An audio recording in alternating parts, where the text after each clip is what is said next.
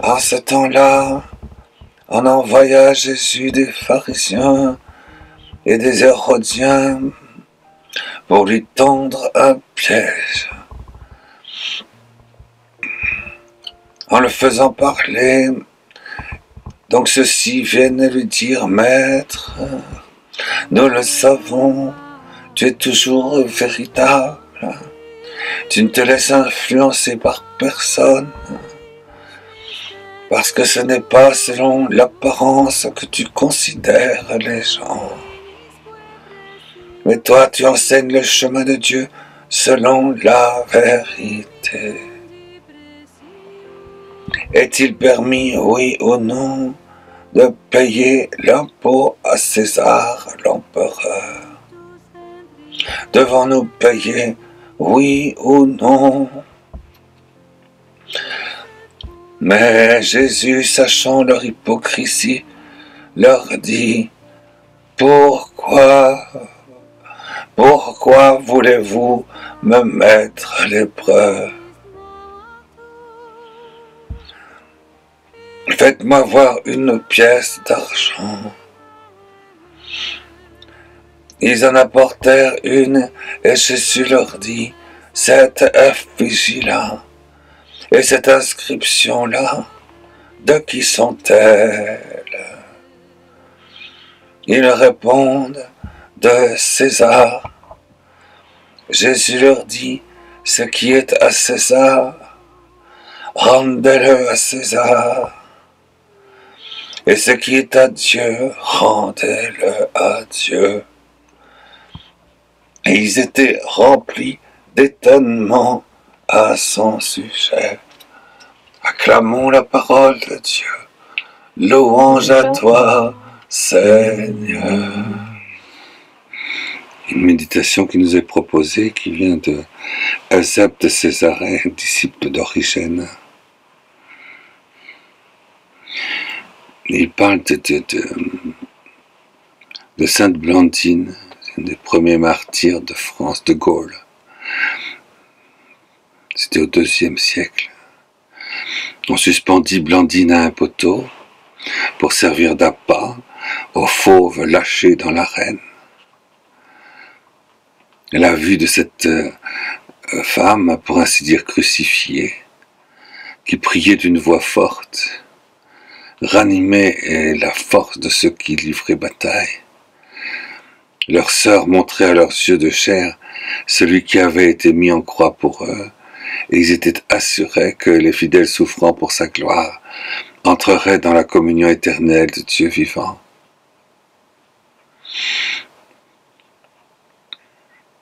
Cependant, aucune bête ne la touchait.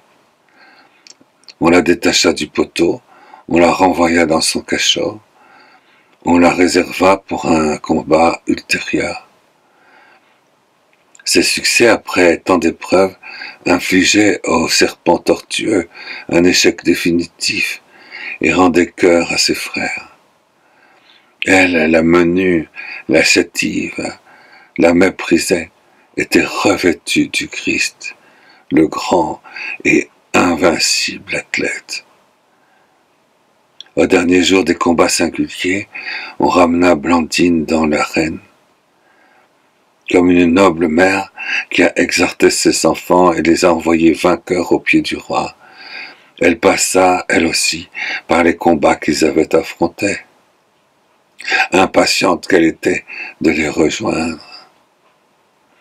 À la voir ainsi radieuse, tout à la joie de son départ, on aurait juré qu'elle était invitée à des noces plutôt que jetée en pâture à des fauves. L'homme est un cœur de feu qui est venu du Père et qui retourne au Père.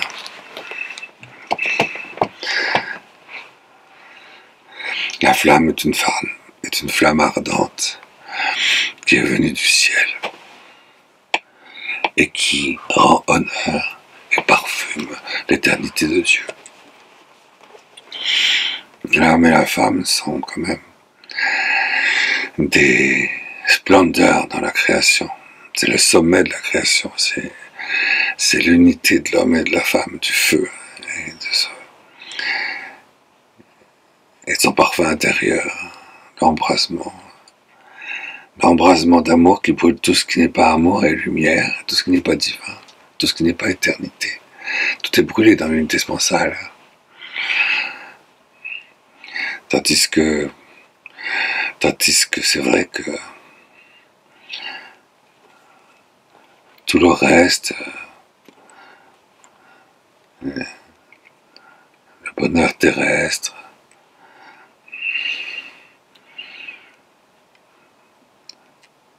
quand on compare les chants angéliques et mêlés au chant des saints et mêlés à l'harmonie éternelle de la spontanéité incréée en Dieu, dans la chair, dans le feu et le parfum intérieur d'unité spatiale. Quand on compare ça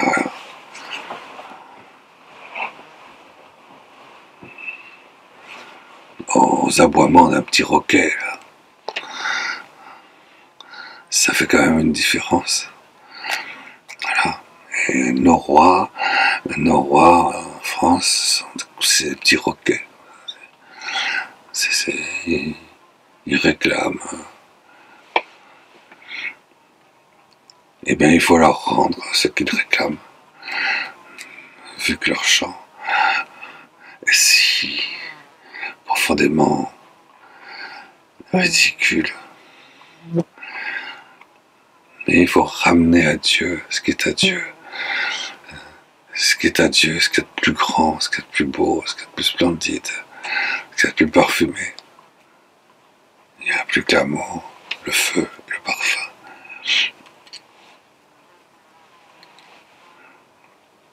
Le parfum de Dieu, le parfum dans la chair, le royaume de Dieu. Le royaume de Dieu est une chose extraordinaire. Et ce qu'il y a pour nous de réconfortant, c'est de grand, c'est de constater quand nous prions que, à un moment donné, notre prière n'est plus du tout humaine. À un moment donné, on se rend compte que notre prière n'est plus du tout terrestre. Nos désirs ne sont plus des désirs humains. Ce sont des désirs éternels, ce sont des désirs immaculés, ce sont des désirs d'une virginité d'amour et de lumière dont on a l'impression qu'ils parfument non seulement l'ensemble de la création à partir de nous, mais aussi toute l'intériorité d'éternité d'où nous venons de Dieu. L'homme est un cœur de feu qui vient de Dieu et qui retourne au Père. Nous savons d'où nous venons et dans la prière, à un moment donné, nous voyons bien que notre prière s'origine dans notre origine et s'accomplit dans notre accomplissement. Nul n'est descendu du ciel si n'est monté au ciel. Nul monté au ciel si n'est descendu du ciel.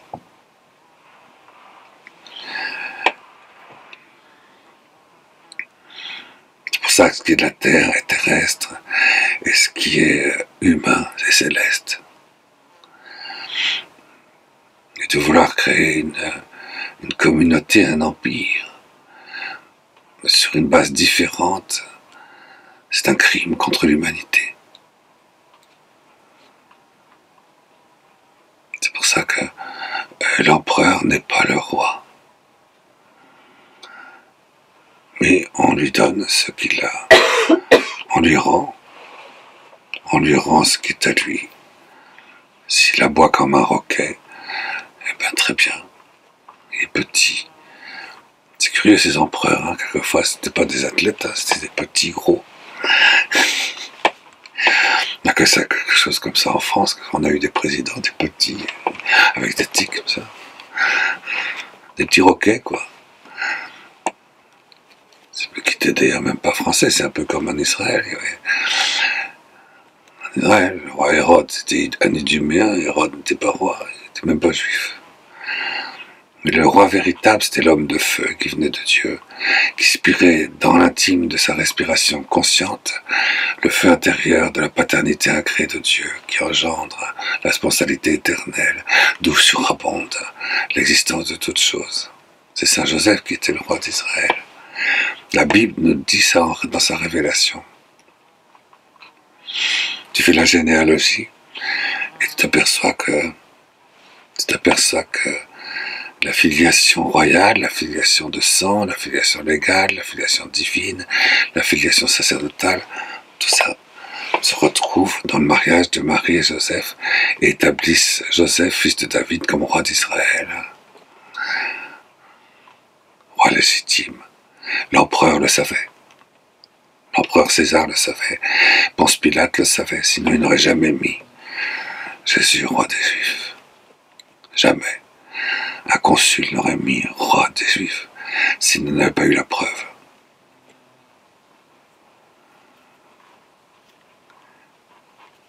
Et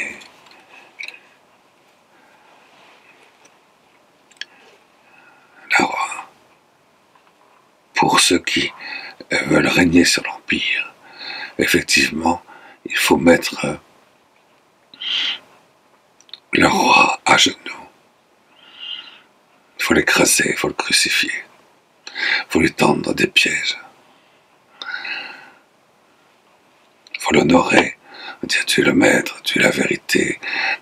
C'est ça l'évangile d'aujourd'hui. Rendez à César ce qui est à César. Mais on envoie des religieux pour ça. On envoie des hommes religieux pour ça. Pour tendre un piège au roi. Pour tendre un piège au Saint des Saints.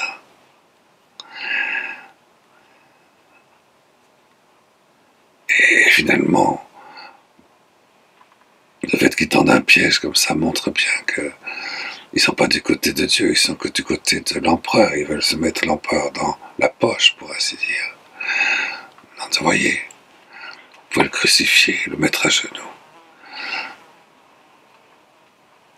Mais la petite Blandine, vous voyez, à Lyon, la petite Blandine, toute petite jeune, vierge, représente bien la France, la Gaule. Elle représente bien cette France royale, cette France qui est au-dessus de ces aboiements des lions, des dragons, des petits chiens, des scorpions. C'est extraordinaire, toutes ces figures qui montrent ce que l'homme n'est pas, mais ce qu'il devient.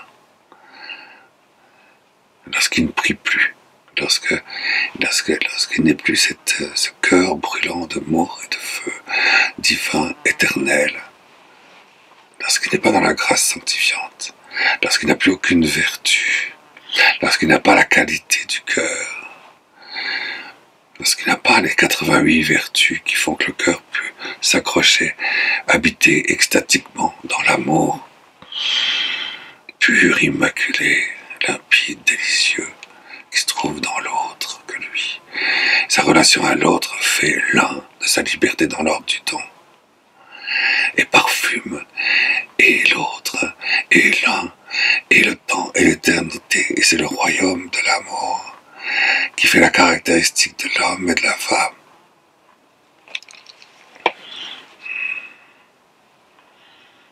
Et ce parfum dans l'éternité de Dieu, c'est le Verbe, c'est la parole, c'est l'expression de l'amour et de la lumière. Parce que Dieu est une expression d'amour et de lumière vivante. C'est la deuxième personne de la Très Sainte Trinité. Et la deuxième personne de la Très Sainte Trinité, c'est l'expression de l'amour et de la lumière qui brûle notre cœur, qui brûle notre âme,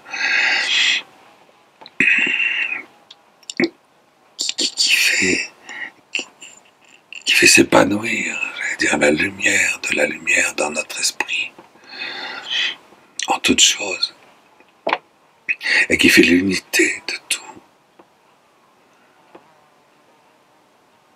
Alors, dans ce jardin de notre humanité d'amour, de lumière et de liberté éternelle, resplendissent toutes les plantes, toutes les fleurs, toutes les splendeurs du paradis, toutes les qualités, alors on appelle ça des vertus. C'est vrai que si on n'est pas dans, il faut le constater, que si on n'est pas dans la grâce, dans cette transformation vraiment surnaturelle, divine, de lumière et d'amour. La lumière née de la lumière, c'est cette spontanéité, de l'épanouissement, de l'épanouissement de lumière et d'amour que Dieu est. Dieu est cet épanouissement de lumière et d'amour. Et c'est né de l'épanouissement, né de l'amour et de la lumière lui-même. Cette deuxième personne de la Très Sainte Trinité qui est Dieu à lui tout seul, puisque Dieu est cet épanouissement de lumière et d'amour éternellement.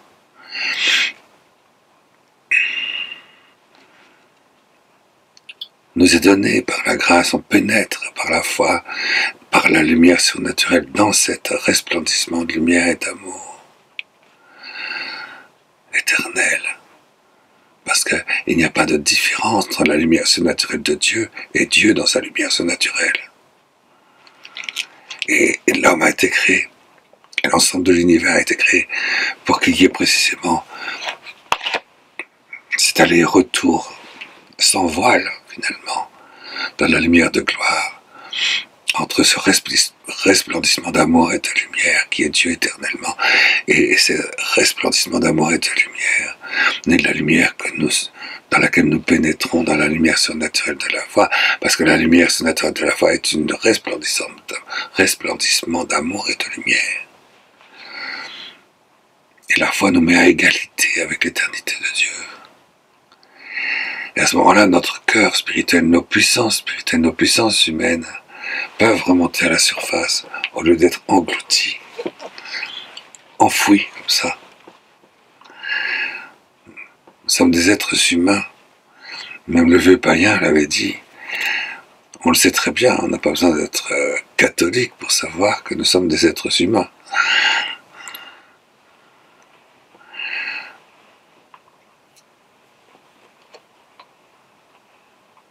Donc nous avons effectivement une vie contemplative, spirituelle, l'intellect agent, le nous d'Aristote, le vieux païen. Nous avons un cœur spirituel. Oui, nous pouvons rentrer dans l'agapé, dans un amour purement spirituel. C'est ce que dit le vieux païen. Nous avons la périmnénésie, c'est difficile à prononcer en grec, la mémoire originelle. Nous avons cette mémoire, cette liberté d'innocence dans l'ordre du don. Nous pouvons nous nourrir du bien éternel, comme le dit Aristote, comme le dit Platon. Tout ça, c'est des païens. Nous pouvons nous nourrir de la vérité substantielle et vivante, en pénétrant dans l'intimité intérieure du bien, de la vérité, de la lumière en soi.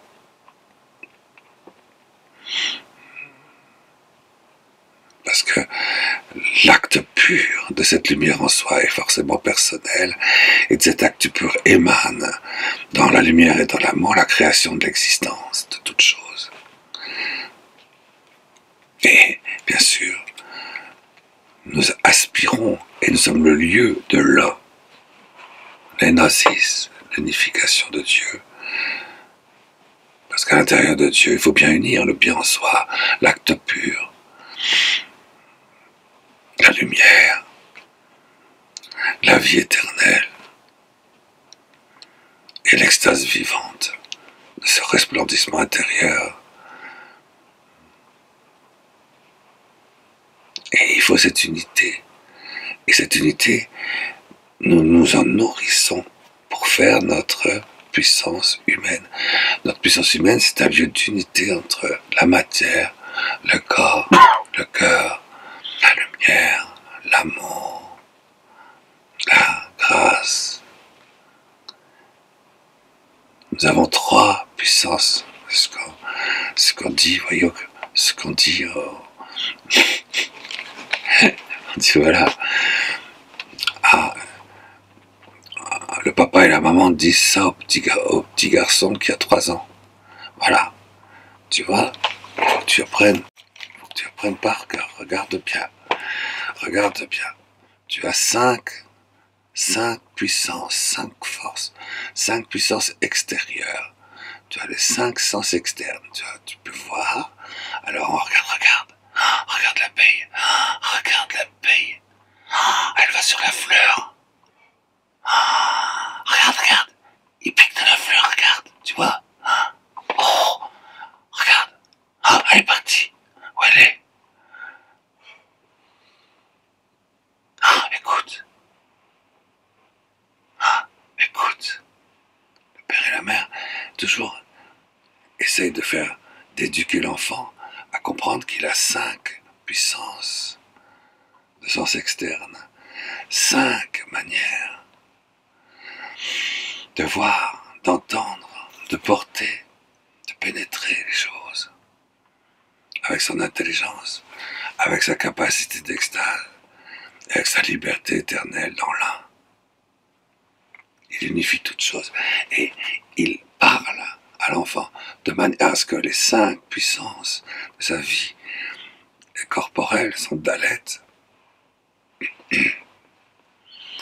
soient les supports de sa puissance humaine. Il est un être de feu dans le cœur, un être de parfum dans l'âme, un être d'unité. Il est le roi. La royauté, ça fait partie substantielle de l'homme, tandis que l'empire, non. Alors rendez à l'empire ce qui est à l'empire.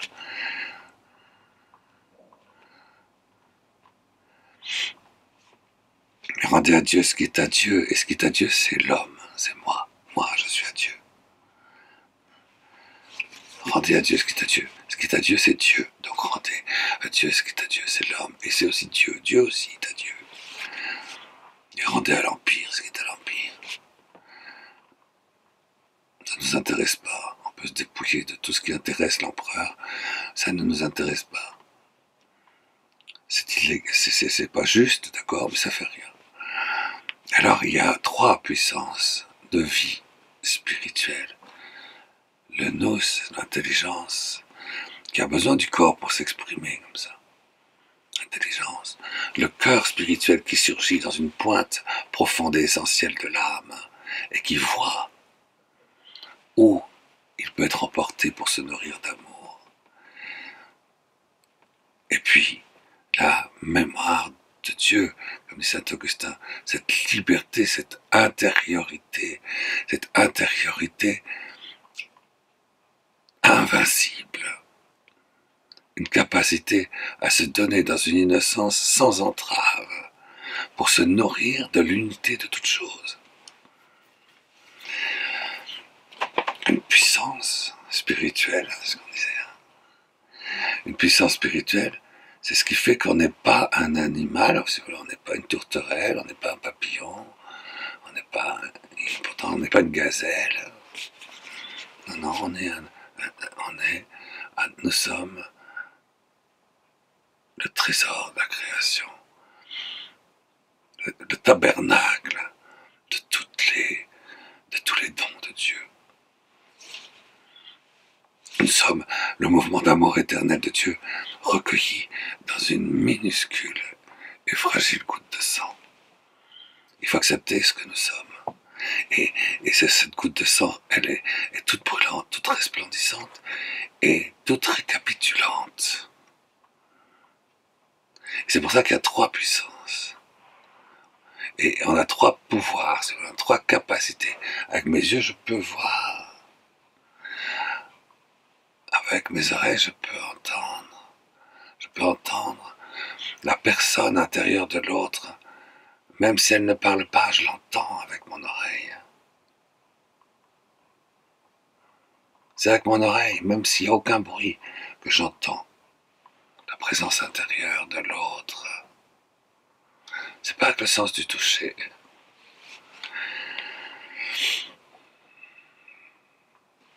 Il faut apprendre avec le sens du parfum, de l'odorat. Il faut apprendre à un enfant à s'habituer à toujours aller hors de lui-même, à s'oublier lui-même, aller hors de lui-même, en regardant aller hors de lui-même, vers des splendeurs qu'il découvre, à écouter, à faire pénétrer ce qui est hors de lui-même pour enrichir sa soif de l'un dans le bien et la lumière. Alors, on a 3 puissances de l'âme et 5 puissances de vie externe. Le corps et l'âme.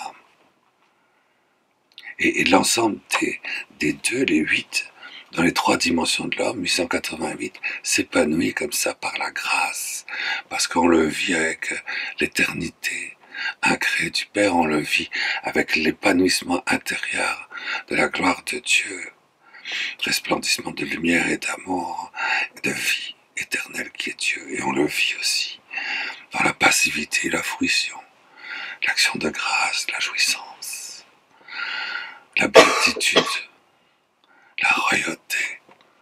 On est sur le trône de la béatitude la plus exquise, celle qui rassasie Dieu seul. Et ces 3 puissances, vous voyez là, je suis en train de vous faire un petit catéchisme de philosophie, parce que ça c'est valable pour les païens, ça aussi. Aristote, c'est un païen.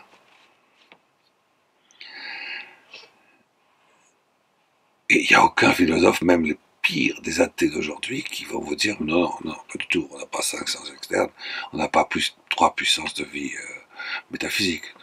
C'est faux. Il n'y en a pas un qui oserait dire le contraire. Pas un seul. Les pires scorpions de la Terre, les pires roquets, là.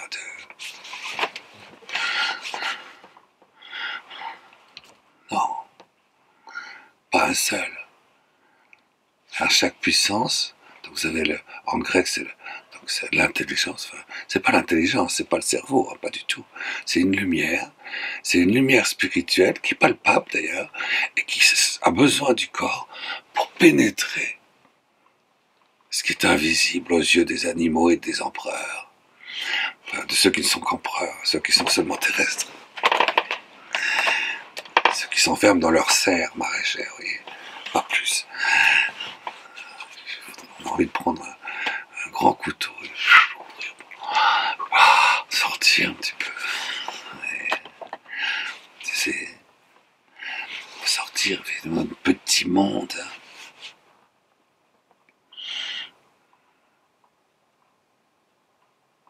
Nous avons ces 3 puissances. Ces 3 puissances donc sont cette lumière, qui est une émanation de lumière, qui d'ailleurs est très très forte, hein, très puissante, jamais abîmée, toujours disponible. C'est pour ça que je peux apprendre à un enfant, même à l'âge de 2 mois, à se servir de cette lumière. C'est ça être papa et maman.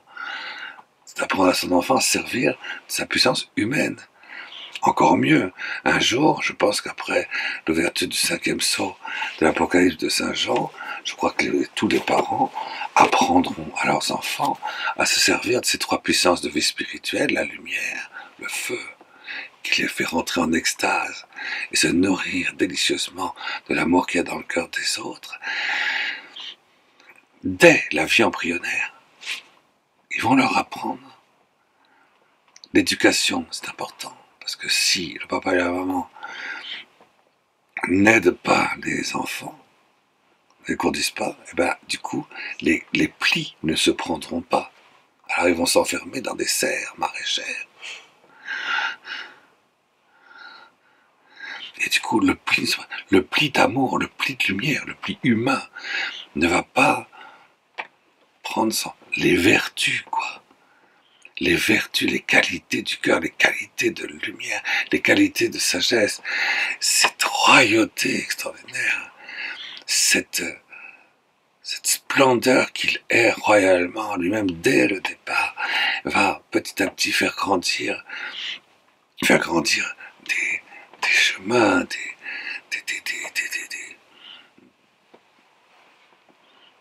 des parfums, des lumières nouvelles, des transformations de splendeurs nouvelles, des splendeurs nouvelles, des créations aussi nouvelles qu'on appelle les vertus.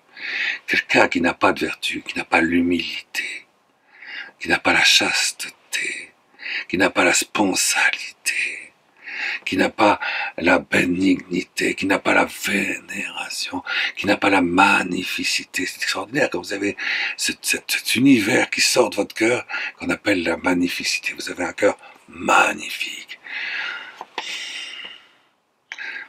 La splendidité, la loyauté, l'ajustement substantiel à l'ordre de la justice, l'onction, le trapélie, enfin les 88 vertus.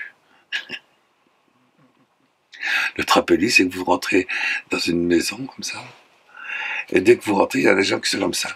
C'est comme, on a l'impression que tout était fané, le type il rentre dans la maison, c'est le trapélie. Comme si les fleurs refleurissent, etc. En quelques secondes. Tout le monde se réveille, tout le monde est gai, il part, très bien, il est trapélie. C'est pas le type qui vient vous sucer le sang, le vampire, ou celui qui s'exalte en disant moi je. Il est pas morose, il est pas triste, il fait vivre. Ça s'apprend, ça s'éduque. C'est comme une plante, on sait comment, il faut la planter, l'arroser, l'entretenir, la faire pousser. Tu te rends compte? Moi je connais des gens qui se marient et qui savent même pas ce que c'est, le trapélie. Tu te rends compte les enfants qu'ils vont faire? Quant aux autres vertus, n'en parlons pas. C'est vrai, la virginité du cœur, la pureté. Ah, l'esprit de pauvreté.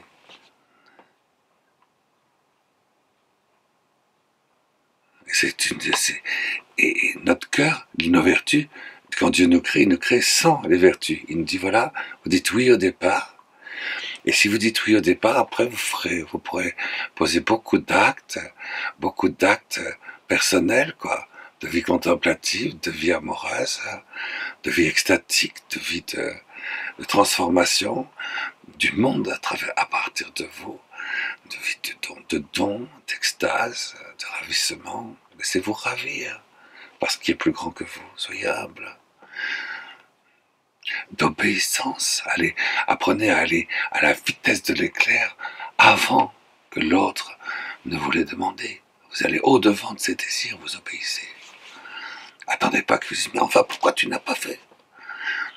Si tu en arrives là, ça veut dire que ton enfant n'a pas la vertu d'obéissance, donc c'est bien de ta faute s'il l'a pas. Donc tu n'as pas à le lui reprocher.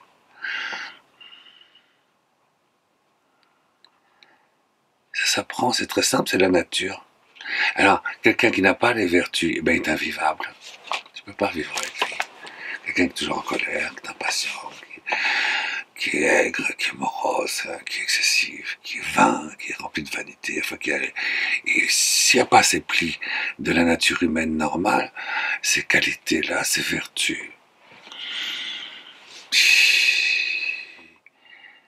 il est au service de l'empereur, puis c'est tout. Il n'est pas au service du roi.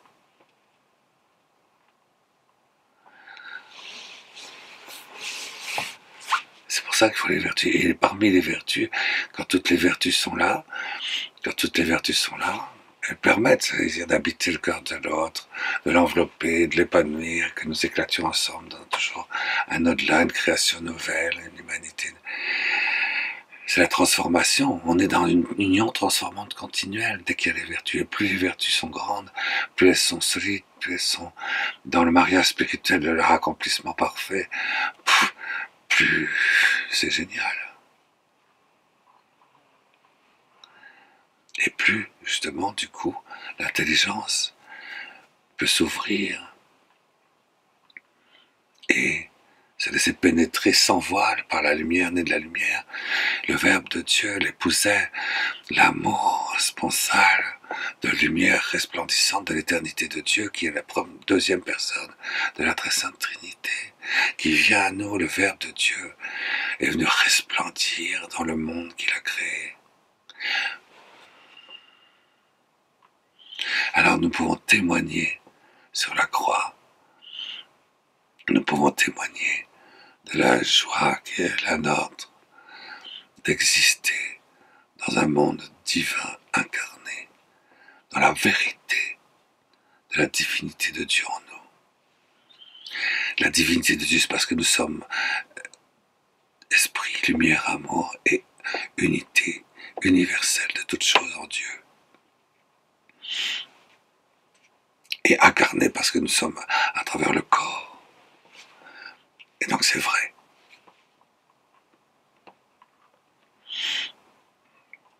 Il faudrait faire comme ça des stages de catéchisme. Les enfants, allez, on prend les 5 sens externes, et puis après on prend les 3 puissances de vie spirituelle. Allez, 3 fois 5, 15. Et maintenant on va apprendre, allez, on va faire à travers Louis, allez, à travers Louis, on va apprendre à faire un acte de vie de lumière.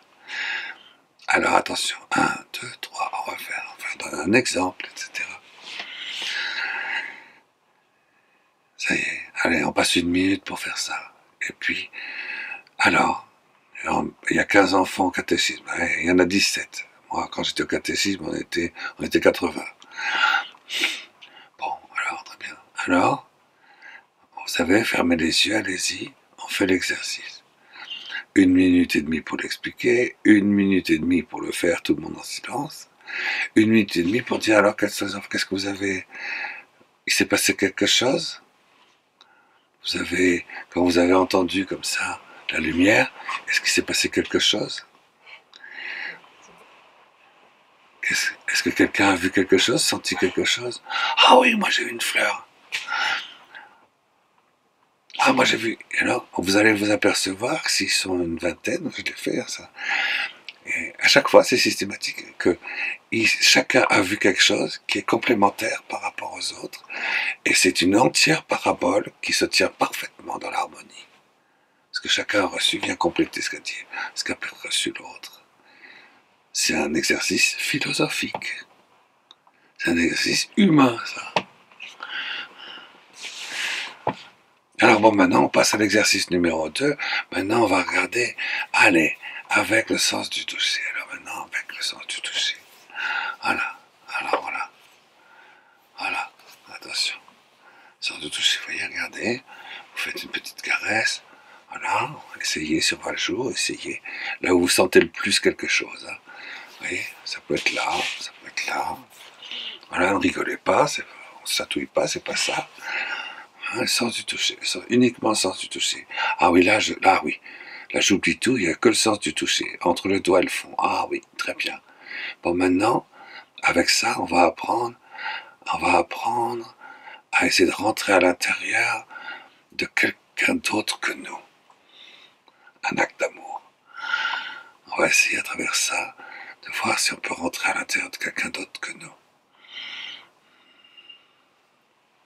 On va utiliser le sens du toucher. On va utiliser le sens de l'odorat aussi. Très très bien ça aussi pour apprendre l'extase.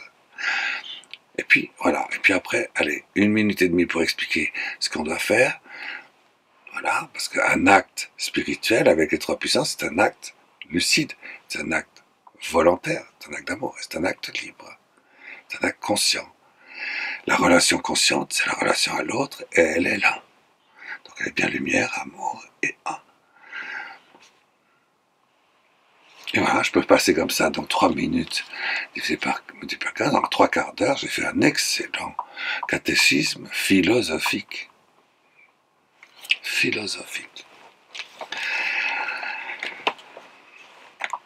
Et si la personne est éveillée humainement, du coup, l'imaginaire ne prend pas sa place avec ses exigences. Ah, moi, allez, vite. Un peu d'herbe. Ça, c'est l'exigence en manque de trucs. Alors, du coup, il n'y a plus de place pour les exigences de l'imaginaire parce qu'on est comblé par la vérité de l'amour. On est libre. On n'est pas esclave de l'empereur. On n'est pas un petit roquet avec la cocaïne.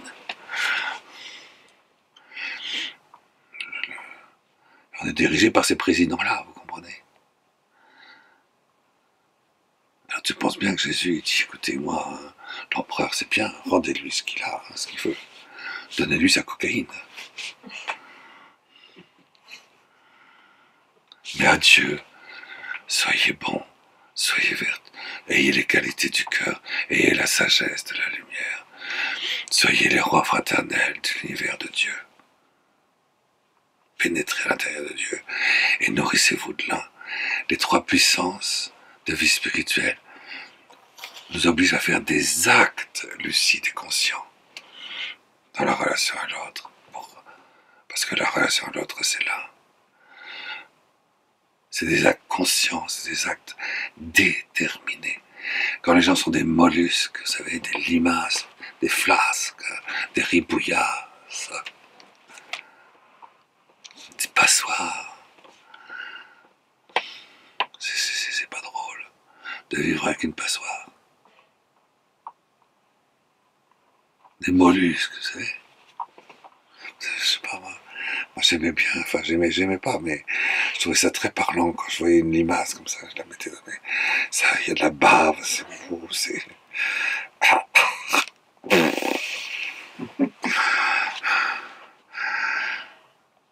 Tu vis avec ça, tu vis avec quelqu'un comme ça. C'est pas drôle. Il faut les vertus. On ne peut pas avoir d'amitié avec quelqu'un qui n'est pas humain. Quelqu'un qui n'a pas les vertus ne peut pas connaître l'amitié. L'amour humain. L'amitié, tout simple. On n'a rien à mettre en commun quand il n'y a pas les vertus. S'il y a une humilité parfaite, ça fait deux amis. C'est sûr. S'il y a une spontanéité parfaite, ça fait deux amis. C'est humain.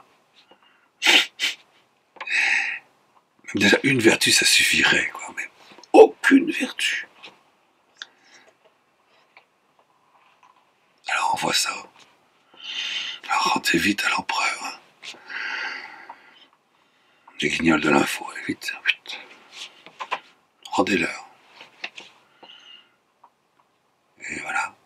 Alors les trois puissances de vie spirituelle sont la lumière, le cœur spirituel et la liberté du don. Cette capacité. Et à chaque fois, dans chacune de ces puissances, je peux faire un acte qui détermine cette puissance. Les gens qui sont des mollusques sont des gens qui ne sont pas déterminés. Aucune détermination. Tandis que vous voyez, par exemple, je sais pas, Karol Wojtyla, il est déterminé. C'est pas une flasque au milieu de la boue.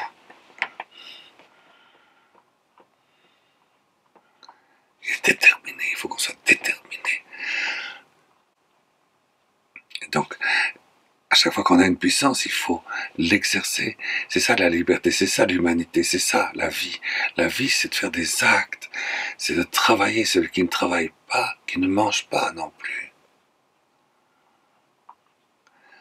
Il faut, avec ce qu'on a, travailler, c'est-à-dire transformer la matière primordiale. Il faut transformer la matière primordiale. Il faut rentrer dans l'union de lumière et d'amour transformante. Il faut rentrer dans l'oraison. Il faut rentrer dans l'union de lumière et d'amour transformante. Donc il faut faire des actes. Certaines personnes qui disent « Moi je suis bouddhiste, je fais votre oraison, vous inquiétez pas. » Et je reste comme ça, j'attends et je fais « Oh !»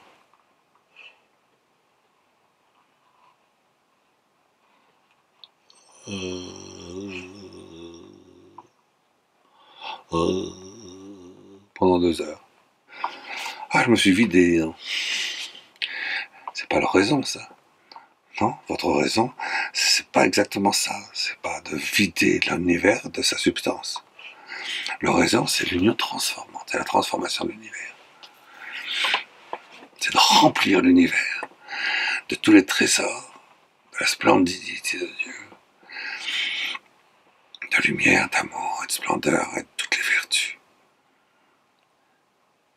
Et pour faire ça, faire des actes, c'est pas être là et je suis pas une limace, je suis une espèce de hérisson figé comme ça, en statue de sel.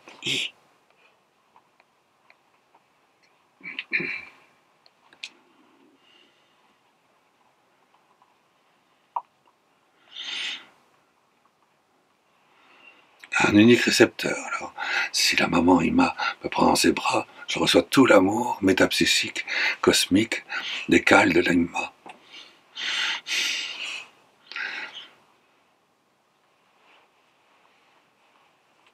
Saint Sai Baba arrive, je me mets, j'allais dire, sous ses chakras, et il me déchire tous les chakras, et toutes mes puissances spirituelles sont complètement disloquées. Et toutes les entités, vous voyez, sur le toboggan, hein, sur le toboggan des énergies métapsychiques et cosmiques, toutes les puissances intermédiaires peuvent pénétrer en moi et remplacer mes puissances spirituelles disloquées humaines.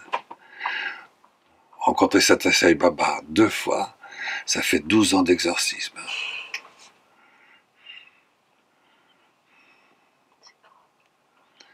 Alors attention, le bouddhisme c'est peut-être très bien, mais c'est très bien, pourquoi? Parce que ça donne beaucoup de travail aux exorcistes. Donc ça les oblige à dire, bon, peut-être qu'il faut essayer d'aider ces pauvres gens.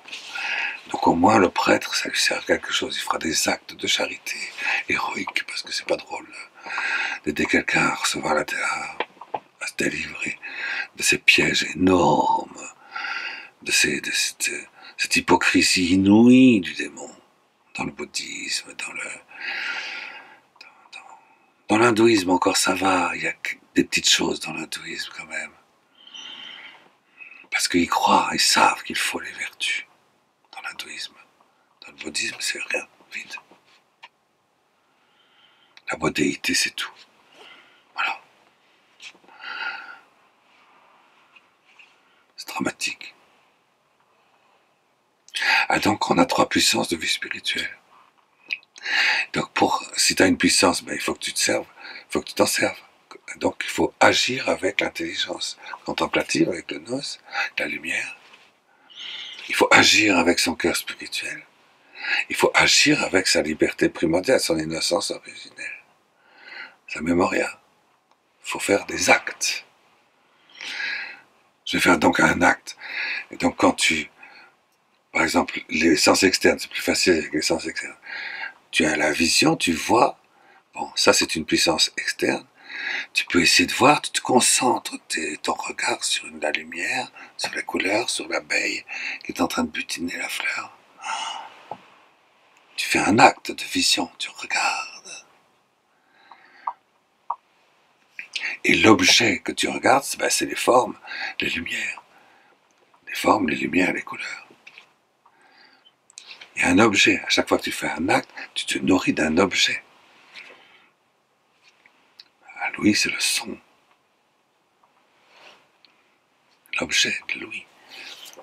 L'odorat, c'est l'odeur qui est l'objet. Alors pour le nous, pour notre intelligence de lumière, notre présence physique de lumière spirituelle, de lumière métaphysique, de lumière humaine, de lumière ontologique, de lumière contemplative, de lumière immaculée. L'objet, c'est la vérité. La vérité à l'état pur. La vérité à l'état pur nourrit mon intelligence contemplative. Et quelqu'un qui n'a aucune vertu va dire, mais la vérité, mais qu'est-ce que c'est que la vérité? À chacun sa vérité. Pense Pilate devant Jésus.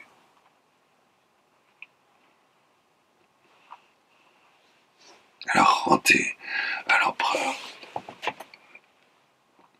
La seule dignité de l'homme, c'est son intelligence contemplative, parce qu'elle est spirituelle. Et son objet, c'est de se nourrir, c'est la vérité, à l'état pur, la lumière, verum, on dit en latin, verum, la vérité à l'état pur. Je cherche la vérité, je me nourris de la vérité, je rentre dans la vérité, j'ai soif de vérité, je touche la vérité, je pénètre la vérité, j'assimile la vérité, je vis la vérité. Les 7 actes dans lesquels mon intelligence devient contemplative. l'acte du cœur spirituel pour l'amour. C'est l'acte qui me permet de rentrer en extase et de ne plus m'habiter moi-même, de m'oublier moi-même, si je puis dire, de ne plus exister et de n'exister que dans l'amour qui se trouve dans quelqu'un d'autre, un amour plus grand que le mien. Parce que l'amour de l'autre est forcément plus grand que le mien, puisqu'il m'est complémentaire. Donc l'amour qui est dans le cœur de quelqu'un d'autre est forcément plus grand que le mien, parce que cet amour-là, je ne l'ai pas. Donc l'objet qui fait l'acte d'amour, l'acte c'est un extase, et l'objet c'est le bien en soi, le bien suprême, le bien immaculé, le bien parfait, l'amour parfait. Le bien c'est l'objet. Je me nourris du bien parfait qui est dans l'autre que moi, de l'amour parfait qui est à l'intérieur de l'autre que moi, qui n'était pas à l'intérieur de moi, parce que mon cœur n'a pas d'amour, mon cœur n'a pas les vertus. Donc il faut que mon cœur aille chercher sa nourriture dans l'amour parfait qui est dans l'autre que moi. Alors du coup, mon cœur spirituel commence à grandir, s'épanouir, établir ses chemins, ses splendeurs, ses transformations et ses splendeurs, voilà, ses vertus, quoi, pour pouvoir aller à chaque instant, à chaque moment, à chaque occasion, à l'intérieur se nourrir et butiner l'amour à l'état pur du bien, le bien en soi, le bien éternel, le bien accompli. Quand je vais à l'intérieur du cœur de quelqu'un d'autre, c'est trop beau, parce que je peux, ce qui est difficile de faire pour moi-même, mais je peux aller trouver à l'intérieur du cœur de quelqu'un d'autre le bien accompli de son oui originel, mais qui va s'accomplir éternellement à la fin de sa vie. Il y est peut-être pas encore, mais il y est, cet accomplissement du bien en soi dans son cœur. Et je vais me nourrir de l'accomplissement parfait de son amour brûlant, immaculé et éternel. Je peux me nourrir de ce qu'il y a en lui, dans cet amour accompli dans son cœur. Et du coup, je l'aide en même temps. Ça l'aide, parce que quelqu'un, quand vous l'aimez, vous l'aidez, parce qu'il va vers son accomplissement. Il est présent à son accomplissement parce que vous avez fait un acte d'amour. C'est pour ça qu'il faut croire en quelqu'un, quand on l'aime. On fait des actes, donc là, l'objet du cœur spirituel, c'est le bien. Bonum, on dit en latin. Verum pour la lumière, puis contemplatif, bonum, le bien. Il faut aimer le bien. On ne se nourrit pas du mal. Pourquoi se nourrir du mal? Pourquoi se nourrir des Playmobil du mal? Ah ouais, c'est super, il y a un truc, il y a plein de monstres. Pourquoi se nourrir du mal?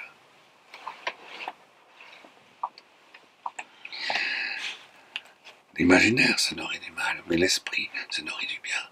L'homme se nourrit du bien.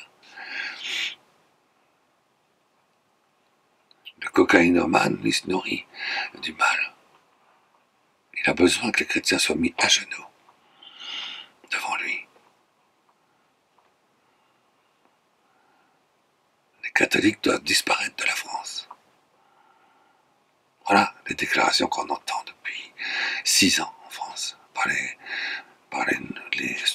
empereurs, les petits roquets, et les roquettes aussi. Les catholiques doivent disparaître de la France. C'est les seuls qui mettent en cause les valeurs de la République. Les valeurs de la République, c'est quoi? Dites-moi quelles sont les valeurs de la République. Montrez-moi l'effigie des valeurs de la République.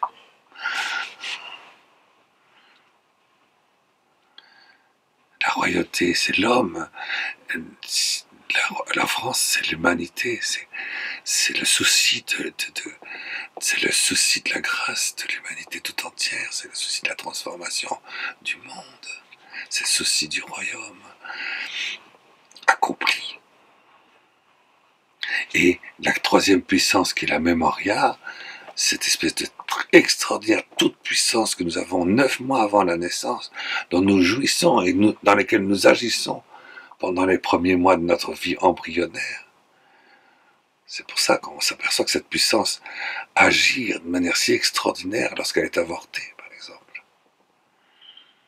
Cette puissance spirituelle absolument immaculée, parfaite, splendide, invincible, cette capacité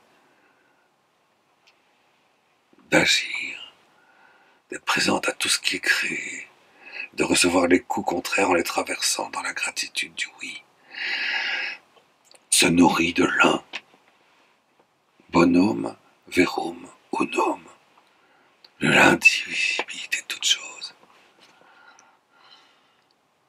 de la famille. Dieu et tous les hommes font une famille, par exemple. Le Christ, c'est l'unité de Dieu et de l'humanité en une seule hypostase. Je me nourris de l'unité de l'union hypostatique de Jésus. C'est avec l'un. Ça nourrit ma liberté primordiale humaine.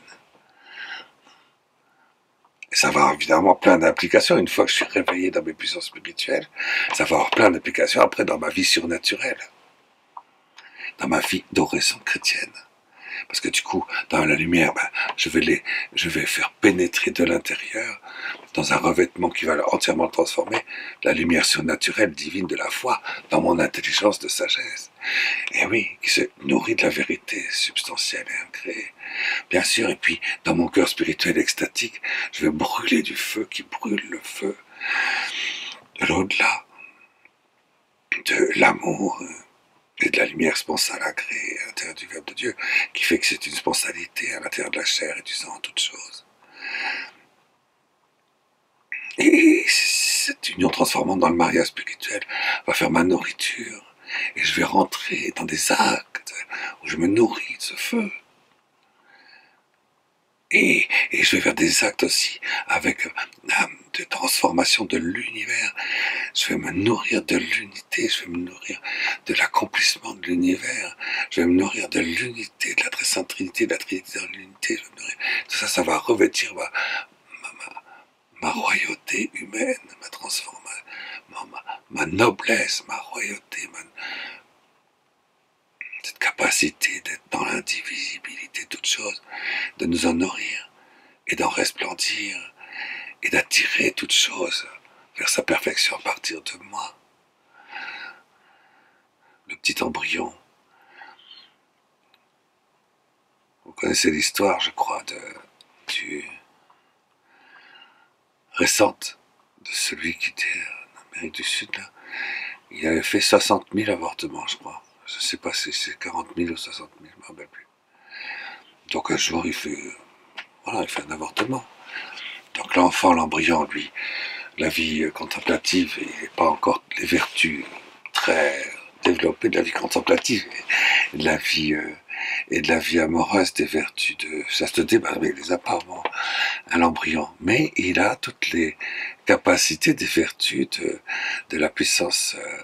Il est très déterminé dans l'un.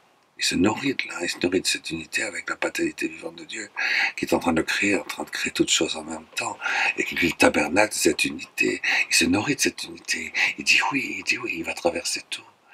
Donc le médecin, il arrive, après avoir pris un peu de cocaïne, et puis hop, il arrive avec son scalpel, il dit bon, il fouille, il explique, bon, celui-là, il coupe, il n'y arrive pas, bon, je sais pas, il n'est pas arrivé, il coupe, il sort le truc, avec son broyeur, là, il sort, et il sort une petite main. Il pose la petite main. Et la petite main, en se posant, se tourne vers lui. Et il le montre du doigt. Ah, il dit, qu'est-ce que c'est que ça? Il remet la main de l'autre côté. Il ne veut pas regarder. Il reprend son broyeur, il rentre à nouveau, il coupe. Il broie, il arrache. Il arrache une jambe. Il sort la jambe, il la met sur le linge où il y avait la main. La main était à nouveau entre avec le doigt ici. Et la jambe ici. Et la jambe bougeait. L'âme, elle existe, l'âme.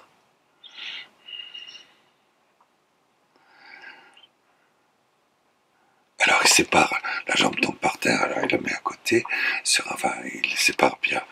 Vite, il dit bon, qu'est-ce que c'est que ce truc, c'est normal. Bon. Il reprend son broyeur, il arrive à trouver la tête, je crois, il écrase la tête, il arrache la tête, il met la tête. Et puis finalement, remet les trois sur le même linge. Il explique ça en détail, hein, on peut dire. Il l'avait fait 40 000 fois, mais là, il a dit, tiens, je regarde ce que je fais. C'est extraordinaire, l'aveuglement des empereurs, hein, des petits roquets. Et puis finalement, il remet son truc, il arrive sur la poitrine, et il arrive à arracher. Et en fait, ce qu'il arrache, en fait, c'est dans la poitrine, enfin des petits morceaux de truc, mais dedans, le cœur entier. Il pose le cœur, et le cœur battait. Le cœur battait. Tout. Et le doigt était là. Et la jambe était là.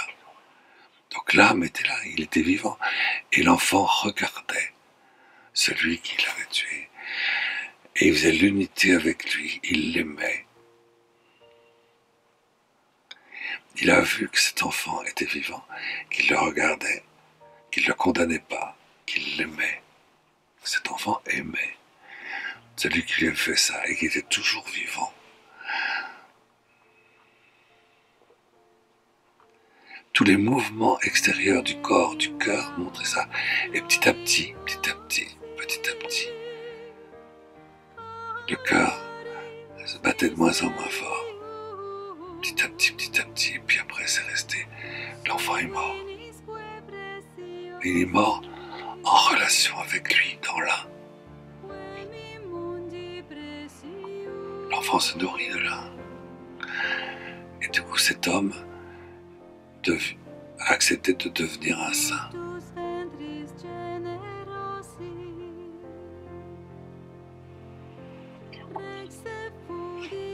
Oui, c'est récent cette histoire. C'est une histoire récente que je vous raconte là.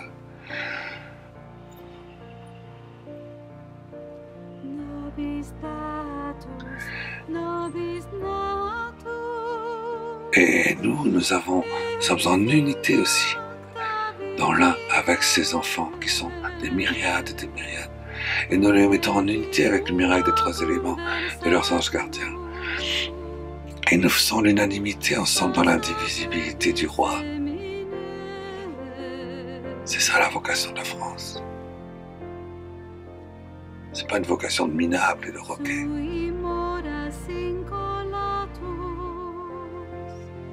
Rendez à César ce qui est à César.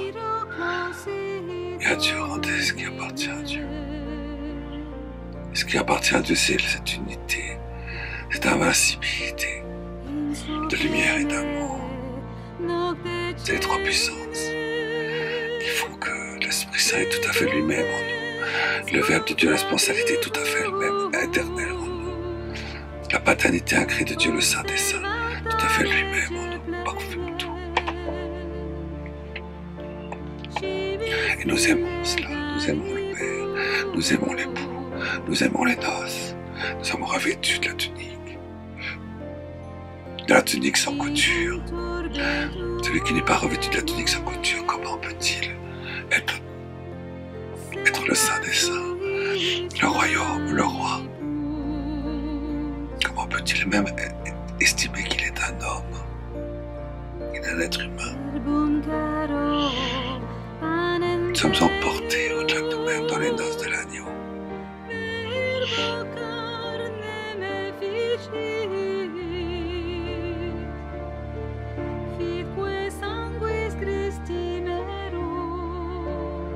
Ave Maria Stella. L'étoile de la mer se transforme en soleil.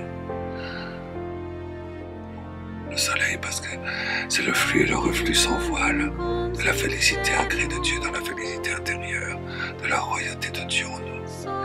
Et ces deux félicités sont dans l'un, dans l'indivisibilité. C'est ça qui va s'ouvrir au cinquième psaume. Cette indivisibilité des deux, le flux et le reflux se fait sans voile. Félix Dei porta le talent, le corps ouvert de tous les côtés, dans les 888 splendeurs de notre humanité. Nous avons besoin du roi. Nous sommes le roi. Nous sommes le tout petit roi de l'univers. Nous sommes cette humilité, de simplicité, de l'humilité éternelle de Dieu incarnée. Il n'y a pas de différence entre Dieu et nous, dès qu'on est dans le